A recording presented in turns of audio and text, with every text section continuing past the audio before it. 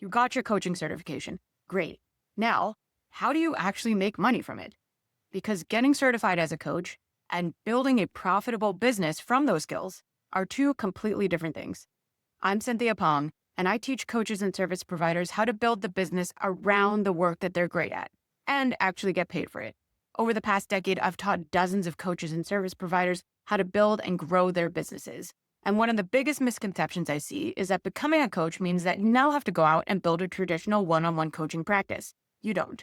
In this video, I'm going to break down 5 different ways that you can make money with your coaching skills, and none of them involve building a full-time one-on-one coaching business. If you want to see, by the way, what coaching could actually mean for your career and your income, try my free coaching ROI calculator.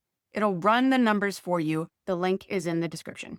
All right, so the first way, and probably the most overlooked way to monetize coaching skills is without leaving your full-time role at all. If you're already a manager, an executive, a STEM professional, consultant, people leader, really, if you're doing any number of mid or senior tier roles at an organization, coaching can make you substantially better at the work that you already do. It can also position you for roles where coaching is explicitly part of the job. Leadership development, talent development, people strategy, internal coaching, lots of similar roles. So the financial ROI from coaching may come through a promotion or a higher paying role, expanded responsibilities, essentially making yourself more valuable in your existing career. You do not have to become a full-time professional coach for your certification to pay off. The second way, yes, you can build your own coaching practice, but it doesn't have to be all or nothing.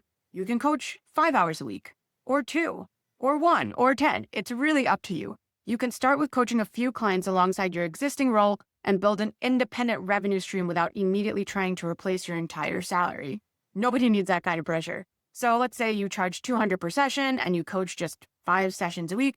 That's $4,000 a month in potential additional revenue. Across a year, that's $48,000. And this is where you want to think like a business owner, not simply as a coach. Who are you best positioned to coach? What problem will people actually pay you to help them solve? How will those people find you? How are you packaging and pricing the work? Getting certified teaches you how to coach.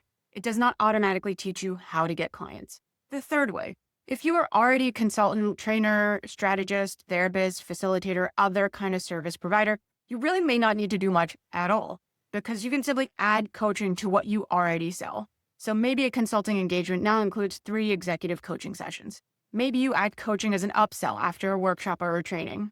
Maybe a 6-month organizational engagement combined consulting, training, and individual coaching for their leaders and high performers. So this is how coaching can increase the value of your existing engagements and give your clients another way to work with you and create longer-term relationships. Increase that lifetime value of a client, if you know what I mean. And most importantly here, you are not starting from zero. You already have the expertise, the credibility, and the existing client base to build from. The fourth way, you coach, but without having to find every single individual coaching client yourself. There are coaching platforms and companies that hire or contract with coaches, and you can apply to coach with one of them. But you don't have to stop with the big names here either. There's also established, smaller coaching, leadership development, and training companies, Embrace Change being one example, that bring in coaches and facilitators to deliver client work. And these smaller companies can be particularly worth exploring if you're interested in building an actual relationship with the people making these kinds of business and staffing decisions. You're more likely to be able to do that with a smaller shop. But, it's up to you and depends on your goals, which one or which combination you might go for. Couple tips, look for companies who already have clients or subject matter overlap with your expertise, and then reach out to them and pitch yourself as a coach, facilitator, trainer, any of those things that they may need. And understand that in this scenario, you are not closing every single individual client that you're coaching. Sounds great, right? But as with anything, there are pros and cons and trade-offs to that as well, so keep that in mind. The fifth way to monetize your coaching skills is that you can integrate coaching as one part of a much broader portfolio of paid work that you do.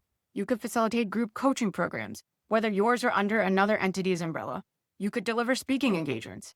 You can take on fractional leadership or advisory roles where coaching is part of how you support the organization and its leaders. In other words, don't fall into the trap of thinking too narrowly that coaching can only apply in one very specific narrow lane. Your coaching certification gives you a hugely valuable skill set. The bigger question is, where can that skill set create enough value that other people and other companies are willing to pay you for it? That opens up way more possibilities than simply asking, how do I get one-on-one coaching clients? So if you're still wondering what the upside could be for you from getting certified as a coach, use my coaching ROI calculator.